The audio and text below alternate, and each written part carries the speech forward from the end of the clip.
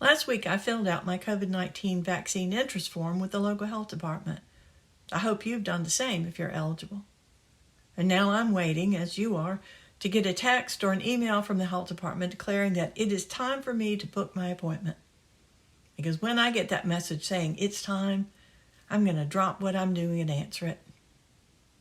Like you, I'm suffering from pandemic fatigue, and I'm worn down from worrying every time I feel a twinge or an urge to cough, or hear about another friend who is sick or whose parent has died.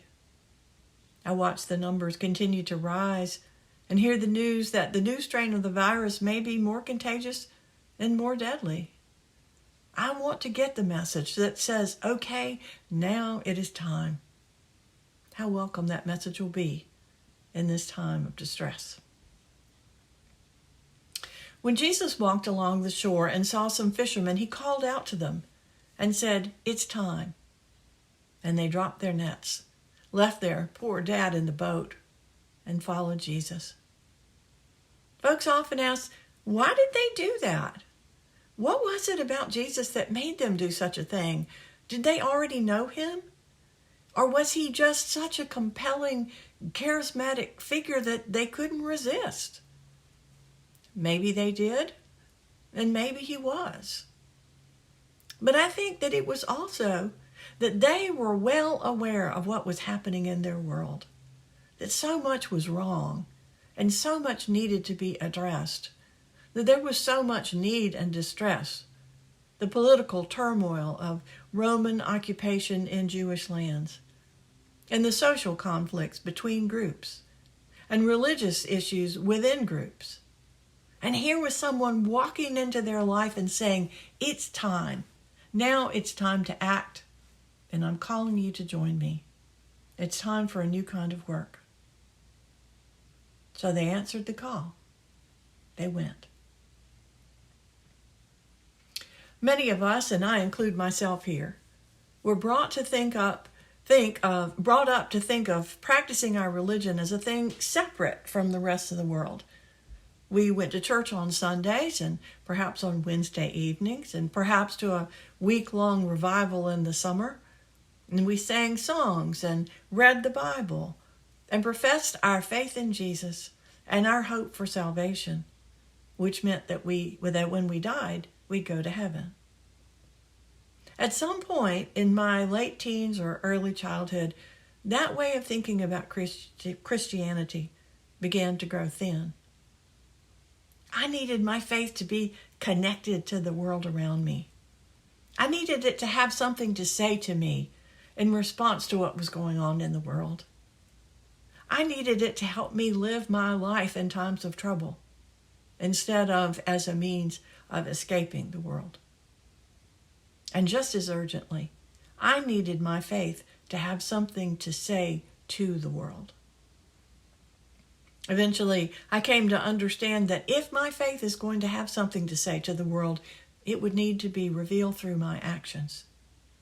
I would have to answer a call to act in the world, and I would have to develop the skill of listening to the world and listening to God to guide me toward those actions.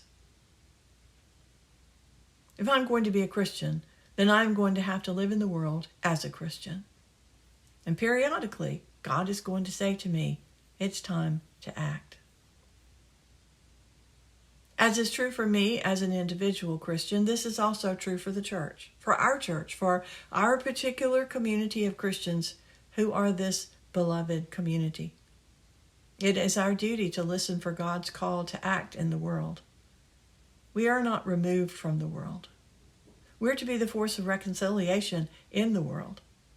We are to work with God to be the source of healing and peace, feeding the hungry and clothing the naked, and all those things Jesus said and actually meant. We do not come together either in person or over Zoom or on Facebook or YouTube. We don't come together just for ourselves, but for the sake of the world around us, a world that is hurting and distressed and waiting for good news. As William Temple, the Archbishop of Canterbury back in the 1940s, a time of great distress and upheaval, put it, The church is the only society that exists for the benefit of those who are not its members. He heard in the gospel of Jesus the call to be in the world for others, to follow Jesus even into national and international conflict, and certainly into the distress of those at home. And German theologian Karl Barth, of the same generation, said that we should keep the newspaper in one hand and the Bible in the other, using the Bible to interpret the news. And not so much for the purpose of judging, but as a means for listening for how God is calling us into engagement and action in the world. So when Jesus comes along and calls Peter and Andrew and the sons of Zebedee, he is not calling them into seclusion or membership in a club, but calling them out into the world, a world full of trouble, and calling them to address the trouble with him. We're in a world of trouble too. And this story from our sacred scripture is reminding us today that it is our work to be out in the places of trouble, to bring healing and reconciliation right now. It is our work to be the church in the world right now.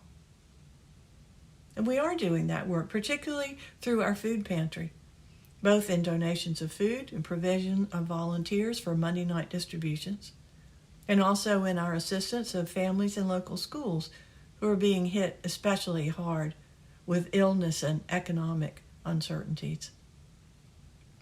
Our outreach folks are looking to expand and build on these connections in our neighborhood right now and to broaden our mission and ministry. But of course, we are hampered by the trouble as well.